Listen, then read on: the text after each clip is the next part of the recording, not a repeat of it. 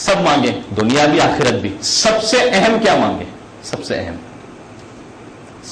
اہم یہ مانگے کہ پروردگار میرا اختتام ایمان پر ہو جائے.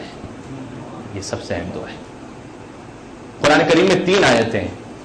توفنی مسلما، پروردگار یہ دعا ہے، پروردگار جب مجھے وفات دینا اور موت دینا تو مسلمان اس دنیا سے جاؤں میں.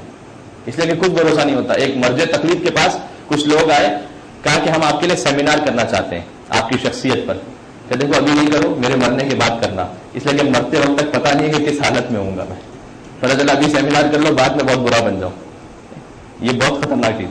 کچھ لوگ ہوتے ہیں کہ جو زندگی میں بہت اچھے ہوتے ہیں، وقت آخر قدم لرز جاتے ہیں. ایسا کیوں ہوتا ہے؟ حدیث میں ہے کہ چھوٹے گناہ اگر مسلسل انسان کرتا رہے، وقت آخر ایمان ضائع ہونے کا خطرہ ہوتا ہے. جن گناہوں کو چھوٹا سمجھ رہا تھا. کیوں؟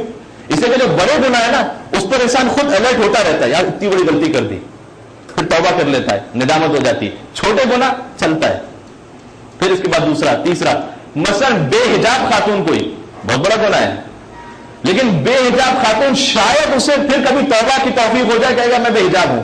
لیکن بد حجاب جس کے تھوڑے بال نظر آ رہے ہیں، اس کو توبہ کی توفیق شاید اتنی جلدی نصیب نہیں ہوگی. لیکن میں سارے تو جھکا میں دو تو سے کیا ہوتا ہے؟ چھوٹے گناہ جو ہے اس کو انسان تھوڑا سا لینینٹ ہوتا رہتا ہے. ٹھیک ہے، تو تھوڑا لینینٹ آخر میں جمع ہو جاتے ہیں. کتنے جمع ہو جاتے ہیں؟ سرکار نے جب اپنے اصحاب کے ساتھ جنگل میں تھے، کہا لکڑی لے کر آؤ، آگ لگانی ہے. انہوں نے کہا یا رسول اللہ اس میں لکڑی کہاں ملے گی یہاں پر؟ کہ جسے جو ملے وہ لے کر آئے. ہر صحابی کیا، کسی کو ایک تنکا ملا، کسی کو ایک لکڑی کا ٹکڑا ملا، تھوڑا کر کے جمع ہو گیا اور اچھی خاصی لکڑی جمع ہو گئی. اس سے پہلے کہ کھانا پکایا جاتا، حضور نے ہدایت اور نصیحت کر دی کہ دیکھو تمہیں اس بڑے مقام پر، بڑے صحرا میں کہیں پر بھی لکڑیاں نظر نہیں آ رہی تھیں، لیکن آہستہ آہستہ جب جمع کیا تو کتنا بڑا انبار ہو گیا. تمہارے گناہوں کی بھی کیفیت ایسی ہے، چھوٹے چھوٹے گناہ کرتے رہتے ہو، تمہیں یاد نہیں رہتا. قیامت میں جب ایک ساتھ جمع کیے جائیں گے تو بہت بڑا انبار لگ جائے گا.